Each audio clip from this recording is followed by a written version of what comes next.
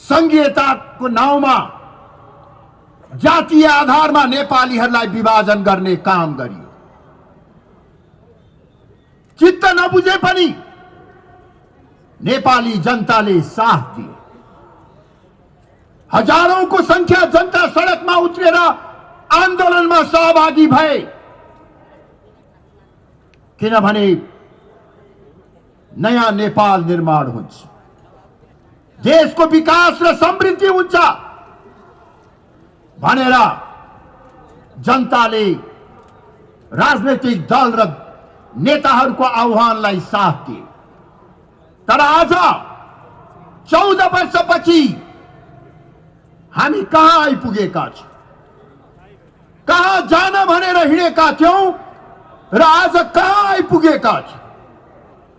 म यहाँ उपस्थित हुनुभएका आदरणीय दाजुभाइ तथा दिदीबहिनीहरू, टेलिभिजनबाट प्रत्यक्ष हेरिराख्नुभएका आदरणीय दाजुभाइ तथा दिदीबहिनीहरू मार्फत सम्पूर्ण 3 करोड नेपालीहरूलाई आग्रह गर्न चाहन्छु, कांग्रेस भएर होइन, कम्युनिस्ट भएर होइन, राप्रपा भएर पनि होइन, यो सबैभन्दा माथि हामी नेपाली हौं। त्यसकारण यदि तपाई हाम्रो मुटुमा अझ पनि नेपाल मातृभूमि धड्किराखेको छ भने आफ्नो छातीमा हात राखेर सोध्नुहोस्, 14 वर्ष अगाडि हामी कहाँ जान भनेर हिँडेका थियौं, हामीलाई कहाँ लाने भनेर हिँडाइएको थियो र आज हामी कहाँ आइपुगेका छौं? लोकतन्त्रको आवरणमा देशमा लुटतन्त्र कायम रहेको छ।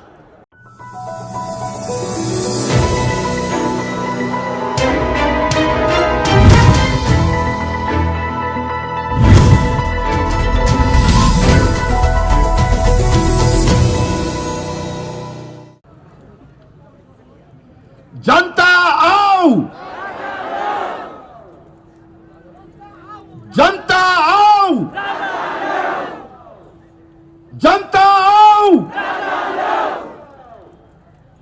अब हिंदू राष्ट्र में जनता आओ, जनता आओ, जनता आओ। अब जनता राजा मिलेर भन्छु, तपाईहरु देश बचाऊ भनेर भन्नुहोस्। जनता राजा मिलेर, जनता राजा मिलेर, जनता राजा मिलेर। धन्यवाद साथीहरु। यही नारा भन्नुहोस् या सन्देश जनताको मन मस्तिष्कमा पुर्याउनका निमित्त, जनतालाई जागरूक तुल्याएर राज संस्थाको पुनर्स्थापना गर्नका निमित्त, जनताको शक्तिको आधारमा हिन्दू राष्ट्रको पुनर्स्थापना गर्नको निमित्त र जनता र राजा मिलेर देश बचाउन र देश बनाउनका निमित्त नै आज राष्ट्रिय प्रजातन्त्र पार्टी सडकमा आएको छ। हामी कुनै रहरले काम नपाएर शोक पूरा गर्न, घाम ताप्नको निमित्त सडकमा आएका होइनौं। आदरणीय दाजुभाइ तथा दिदीबहिनीहरू, हाम्रो देश, हाम्रो मातृभूमि नेपाल इतिहासकै सर्वाधिक कठिन र संकटपूर्ण घडीबाट गुज्रिराखेको छ। म आम नेपाली दाजुभाइ तथा दिदीबहिनीहरूलाई साथी राखेर सबै राजनैतिक दलका नेताहरूलाई विनम्रतापूर्वक आग्रह गर्न चाहन्छु,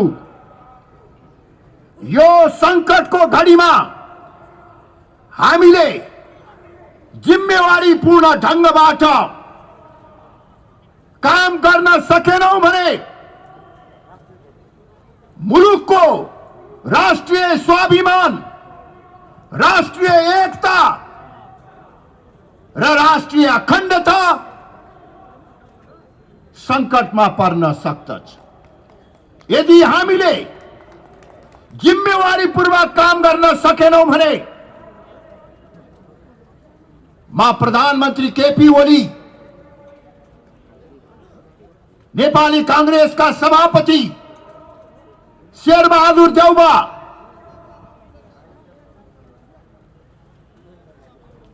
पूर्व प्रधानमन्त्रीहरू पुष्पकमल दाहाल प्रचण्ड, माधव कुमार नेपाल, जनता समाजवादी पार्टीका नेता बाबुराम भट्टराई, उपेन्द्र यादव लगायत सबैलाई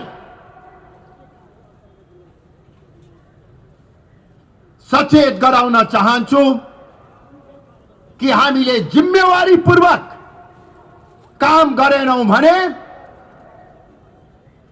आगामी दिनमा राजनैतिक दल र नेताको नियन्त्रणबाट देशको परिस्थिति बाहिर जान्छ।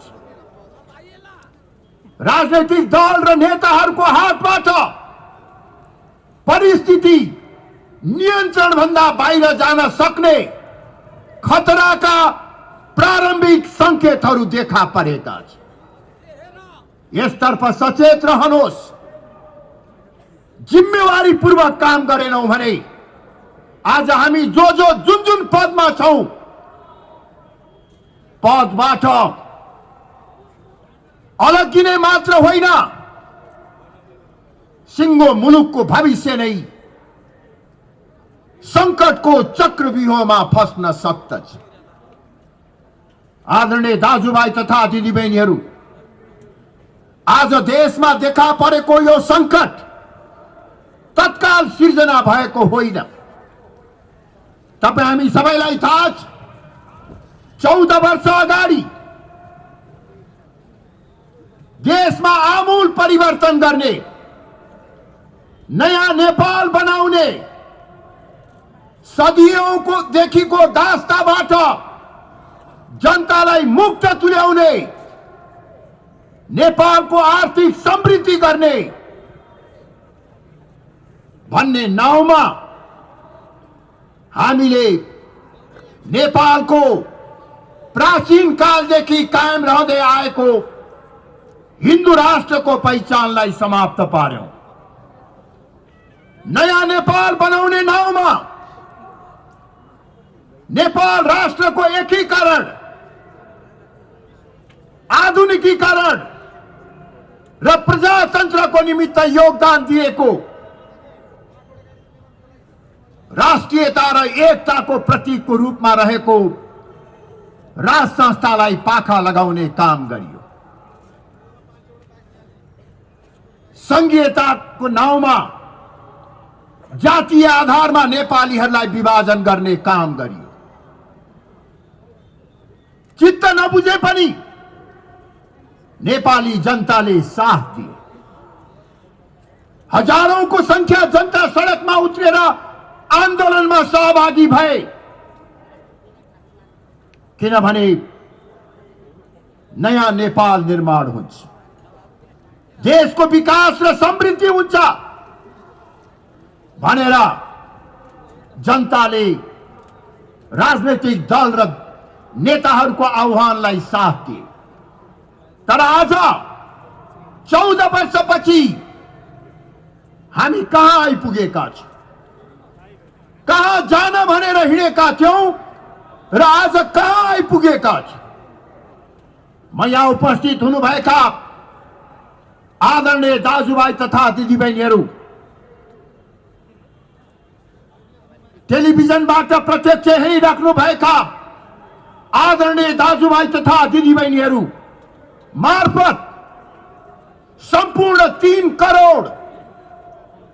नेपालीहरूलाई आग्रह गर्न चाहन्छु, कांग्रेस भएर होइन, कम्युनिस्ट भएर होइन, राप्रपा भएर पनि होइन, यो सबैभन्दा माथि हामी नेपाली हौ। त्यसकारण यदि तपाई हाम्रो मुटुमा अझ पनि नेपाल मातृभूमि धड्किराखेको छ भने आफ्नो छातीमा हात राखेर सोध्नुहोस्, 14 वर्ष अगाडि हामी कहाँ जान भनेर हिँडेका थियौं, हामीलाई कहाँ लाने भनेर हिँडाइएको थियो र आज हामी कहाँ आइपुगेका छौं। लोकतन्त्रको आवरणमा देशमा लुटतन्त्र कायम रहेको छ। चाहे त्यो व्हाइट बडी हवाईजहाज काण्ड होस्, चाहे त्यो 33 क्विंटल सुन तस्करीको काण्ड होस्, कर छलीका काण्डहरू हुन्, ललिता निवास जग्गा खरिद काण्ड होस्, यस्ता धेरै काण्डहरू छन्। कोरोनाकै बीचमा ओम्नी समूहसँग मिलेर देशलाई ब्रह्मलुट गर्ने काम गरियो। लोकतन्त्रको आवरणमा लुटतन्त्र कायम गरियो। यही हो परिवर्तन। धर्मनिरपेक्षताको आडमा संगठित र योजनाबद्ध रूपमा लोभ लालच प्रलोभन देखाएर हाम्रो सनातन धर्ममाथि आक्रमण गर्ने काम भइराखेको छ। आदरणीय दाजुभाइ तथा दिदीबहिनीहरू, यो 10-12 वर्षको बीचमा 10औं लाख धर्म परिवर्तन गराइएको छ। धर्म परिवर्तनको निशानामा सबैभन्दा बढी आदिवासी, जनजाति र दलित समुदायका व्यक्तिहरू परेका छन्। नेपालको सदियौंदेखि कायम रहँदै आएको धार्मिक सांस्कृतिक पहिचानलाई समाप्त पार्ने काम भइराखेको छ। यही हो परिवर्तन।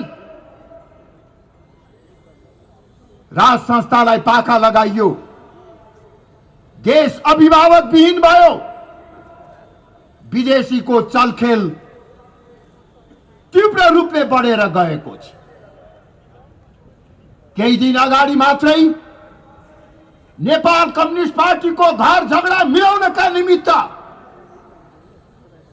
उत्तरतिरबाट हवाईजहाज चार्टर गरेर केही व्यक्तिहरू आए। कहिले दक्षिणबाट, कहिले उत्तरबाट नेपालको राष्ट्रिय स्वाभिमान, सार्वभौमिकता र नेपाली जनताको निर्णायकत्वमाथि प्रहार गर्ने काम भइरहेको छ र त्यसको वातावरण प्रमुख भन्ने राजनैतिक दल र दलका नेताहरूले गरिराखेका छन्। आदरणीय दाजुभाइ तथा दिदीबहिनीहरू, लोकतन्त्रको निमित्त अब कहिले लडाईँ गर्नु पर्दैन भनेर दोस्रो जनआन्दोलनमा भनियो, तर अहिले लोकतान्त्रिक गणतन्त्रको नाउँमा सर्वसत्तावाद कायम गर्ने प्रयास भइराखेको छ। प्रमुख राजनैतिक दलहरू मिलेर संवैधानिक अंगहरू, राज्यका संयन्त्रहरू कब्जा गर्ने र देशमा केही सीमित राजनैतिक दलका नेताहरूको सर्वसत्तावादी शासन कायम गर्ने प्रयास भइराखेको छ। के यही हो परिवर्तन नेपाली जनताले खोजेको? यस अवस्थामा आदरणीय दाजुभाइ तथा दिदीबहिनीहरू, म केही स्पष्ट पार्न चाहन्छु भने केही समय अघि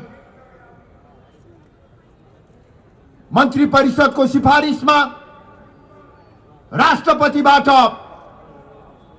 प्रतिनिधि सभा विघटन गर्ने काम भयो। यसले संवैधानिक जटिलता सिर्जना गरेको छ। तर आज देशले जुन अवस्था भोग्नु परिराखेको छ, यो केवल वर्तमान सरकार, एउटा दल वा एउटा नेताहरूको कारणले मात्र होइन। उहाँहरूको गल्ती छ, उहाँहरू दोषी हुनुहुन्छ।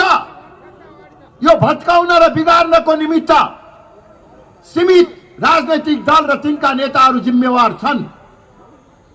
तर मुख्य रूपमा भन्ने हो भने अहिले देशले भोग्नु परिरहेको संकट, विकृति र विसंगतिको मुख्य कारण 14 वर्ष अगाडि सुरु गरिएको बाटो र विचार नै गलत छ। बाटो गलत भएपछि, विचार गलत भएपछि ड्राइभर जतिसुकै राम्रो भए पनि गन्तव्यमा पुग्न सकिँदैन। यो यथार्थलाई दृष्टिगत गर्दै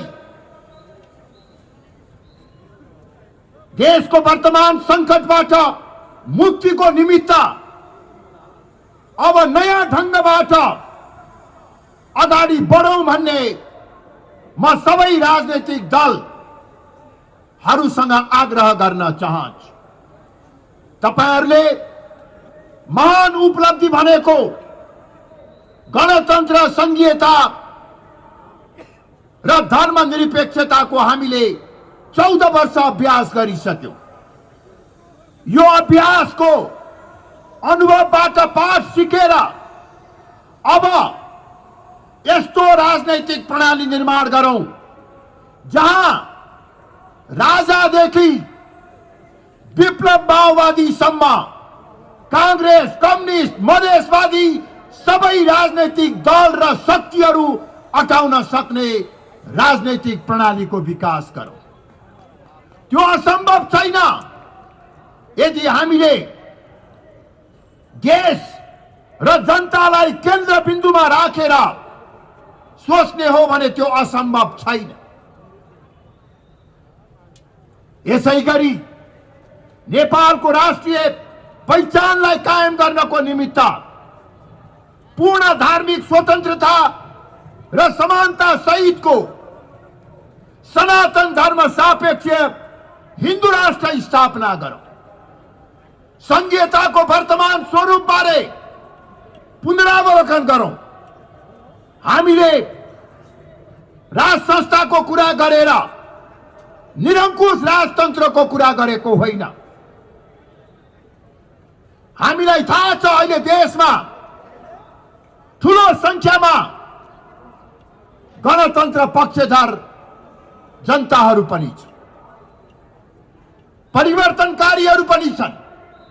त्यसर्थ हामीले परिकल्पना गरेको राज संस्था, परिवर्तनकारी शक्ति, गणतन्त्रवादीहरूलाई पनि चित्त बुझ्ने राज संस्था सहितको लोकतन्त्रको कुरा गरेका। शासन जनताले गर्ने, जनताको प्रतिनिधिले गर्ने। देशको अभिभावक, राष्ट्रिय एकता र प्रतीकको रूपमा राज संस्था राष्ट्र प्रमुखका रूपमा रहने यो मध्यमार्गी अग्रगामी विचार नै नेपालको राष्ट्रिय सुरक्षा र समृद्धिको ग्यारेन्टी हो। म गणतन्त्रवादी साथीहरूलाई पनि निवेदन गर्न चाहन्छु, राज संस्था कायम गर्दाखेरि तपाईहरूले आत्तिनु पर्ने, विचलित हुनुपर्ने जरुरी छैन। राजतन्त्रवादी शक्ति र लोकतान्त्रिक शक्तिहरूको बीचको एकताले नै प्रजातन्त्र बलियो हुन्छ, जनता बलियो हुन्छन्, देशमा शान्ति र स्थायित्व कायम हुन्छ। अन्यथा निषेधको राजनीति गर्ने हो भने देशमा दिगो शान्ति र समृद्धि कायम हुन सक्दैन। तपाईहरूले हिजो गणतन्त्रको कुरा गर्दा, लोकतन्त्रको कुरा गर्दा राज संस्थालाई निषेध गर्नुभयो, धार्मिक स्वतन्त्रताको कुरा गर्दा हिन्दू राष्ट्रको पहिचानलाई निषेध गर्नुभयो। अब निषेधको राजनीति होइन,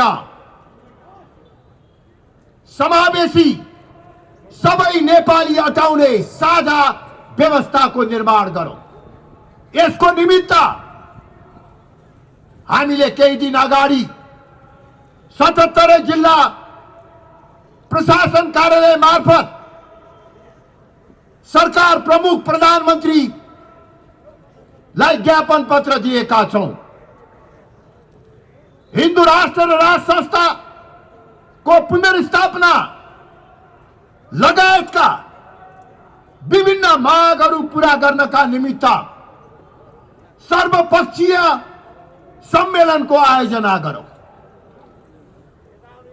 जुन सर्वपक्षीय सम्मेलनमा राजाका प्रतिनिधि लगायत विप्लव माओवादीका प्रतिनिधिहरू र अहिले राष्ट्रिय राजनीतिमा क्रियाशील सबै राजनीतिक दल, नागरिक समाज र बुद्धिजीवी वर्गहरूको प्रतिनिधित्व हुनेछ र त्यो सर्वपक्षीय सम्मेलनबाटै हामीले नेपाली संस्करणको मौलिक प्रजातन्त्रको स्थापना गर्न सक्दछ।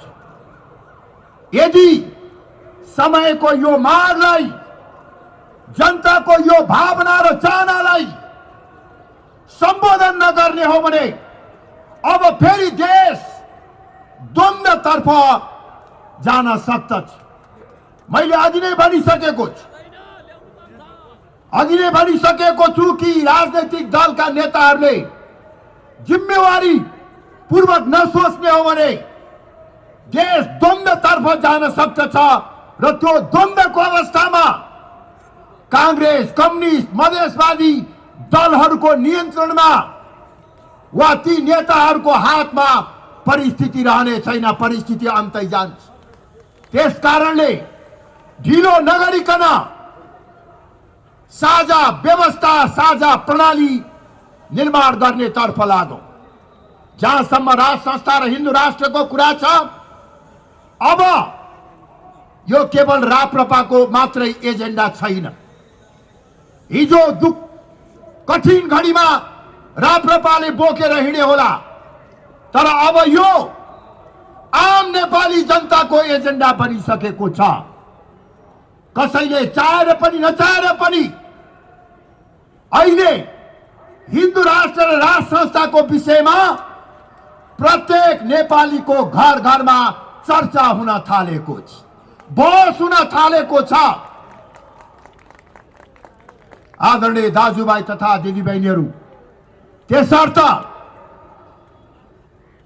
यदि हिन्दू राष्ट्र र राज संस्थालाई पुनर्स्थापित गर्ने, संघीयतालाई पुनरावलोकन गर्ने साहसिक काम को थालनी नगर्ने हो भने जनताले सडकबाटै आफ्ना मान्यताहरूलाई स्थापित गर्नुपर्ने परिस्थिति निर्माण हुन्छ र राप्रपा त्यसको निमित्त पनि तयार भएर आएको कुरा म सम्बन्धित सबैलाई जानकारी गराउन चाहन्छु। हामी यो देश बचाउनका निमित्त, यो देश बनाउनका निमित्त, प्रजातन्त्रलाई बलियो बनाउनका निमित्त, राष्ट्रियतालाई बलियो बनाउनका निमित्त, नेपाली जनताको आर्थिक समृद्धिका निमित्त आवश्यक पर्यो भने मर्न मार्नको निमित्त पनि तयार भएर अब सडकमा आएका छौं। हामीले टाउकोमा कफन बाँधेर आएका छौं। त्यसकारणले गर्दाखेरि यसलाई चेतावनी होइन, यो समयको मागका रूपमा बुझ्नका निमित्त सिंहदरबारका शासकहरू र शीतल निवासका शासकहरूलाई म सार्वजनिक रूपमा आह्वान गर्न चाहन्छु।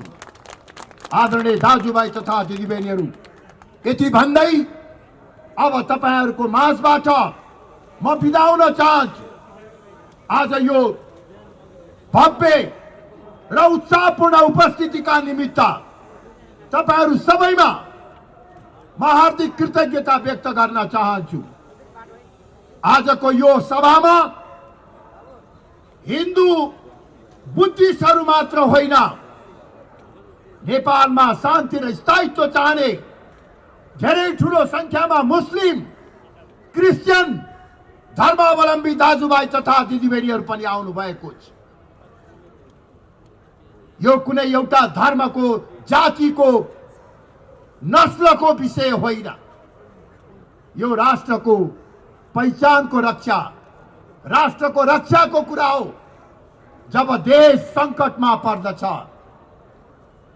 जब धर्म संकटमा पर्दछ, जब पहिचान संकटमा पर्दछ, त्यो बेला पार्टी भन्दा माथि उठेर देश, जनता, प्रजातन्त्र र आफ्नो पहिचानको निमित्त, रक्षाका निमित्त लाग्नु पर्दछ। लाग्नको निमित्त तयार छौं भन्ने अभिव्यक्ति आजको यो जनप्रदर्शनले दिएको छ।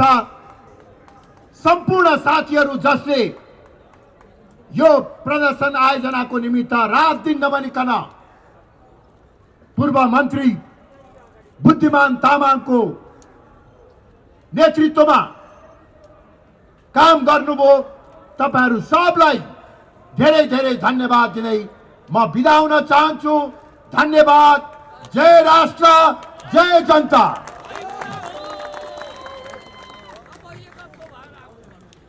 धेरै धेरै